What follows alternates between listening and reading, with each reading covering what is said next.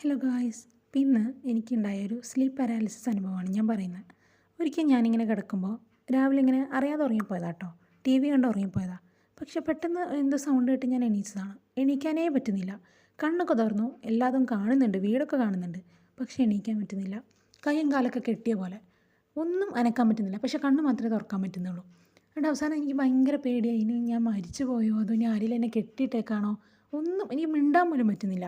ആരും ഉണ്ടായിരുന്നില്ല കേട്ടോ ആ സമയത്ത് ഇവിടെ. അപ്പോൾ എനിക്ക് പേടിയായിട്ട് നമ്മൾ ഒരുപാട് ഇങ്ങനെ ശ്രമിക്കില്ല എണീക്കാൻ. അങ്ങനെയാണ് പെട്ടെന്ന് ഞാൻ എണീച്ചത്. അതിനുശേഷം ഭയങ്കര പേടിയായി തുടങ്ങി കിടക്കാനായിട്ട്. അങ്ങനെ രാത്രി കിടക്കുമ്പോൾ ഇതേപോലെ വരുമോ എന്ന് പേടിച്ചിട്ട് ഞാൻ ഉറങ്ങാണ്ടിരുന്നു.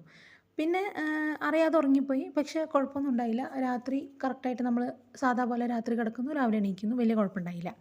പക്ഷേ രാവിലെ എപ്പോഴെങ്കിലും ഇങ്ങനെ കിടന്നു കഴിഞ്ഞാൽ എണീക്കാൻ പറ്റാത്ത പോലത്തെ അവസ്ഥ വരും.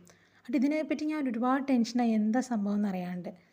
പിന്നെ ചില ആൾക്കാർ പറയുന്നുണ്ട് അവർക്ക് എന്തൊക്കെയോ ഒരു കറുത്ത രൂപം അടുത്ത് വരുന്ന പോലെ കാണാനായിട്ട് പറ്റുന്നുണ്ടെന്ന്. എനിക്കത് വന്നില്ല. അതും കൂടെ വന്നിരുന്നെങ്കിൽ അപ്പം തന്നെ ബോധം പോയേനെ.